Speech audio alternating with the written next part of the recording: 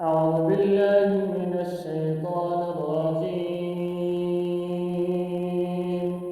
بسم الله الرحمن الرحيم. يسألونك عن الأهلة قل هي مواقيت للناس والحج وليس البر بأن تأتوا البيوت من ظهورها ولكن البر من اتقى وأتوا البيوت من أبوابها واتقوا الله لعلكم تفلحون. وقاتلوا في سبيل الله الذين يقاتلونكم ولا تعتدوا إن الله لا يحب المعتدين. واقتلوهم حيث ثقفتموهم وأخرجوهم من حيث أخرجوكم والفتنة أشد من القتل ولا تقاتلوهم عند المسجد الحرام حتى يقاتلوكم فيه فإن قاتلوكم فاقتلوهم كذلك جزاء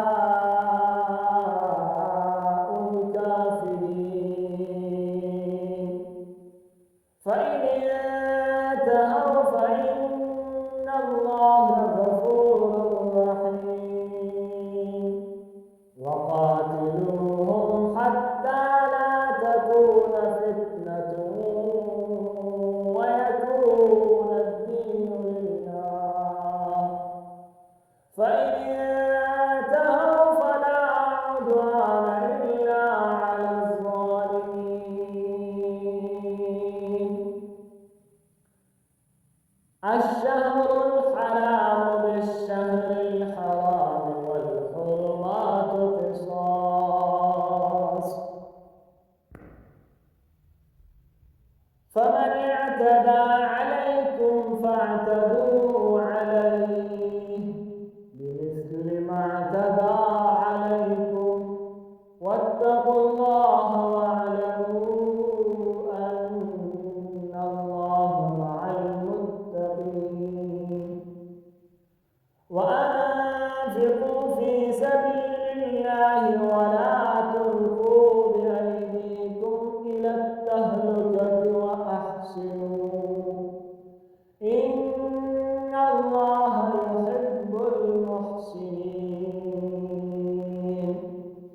وأتموا الحج والعمرة لله فإن أحسنتم فما استيسر من الهدي ولا تحلقوا رؤوسكم حتى يبلغ الهدي محله فمن كان منكم مريضا أو به أذى من رأسه ففدية من صيام أو صدقة أو نسك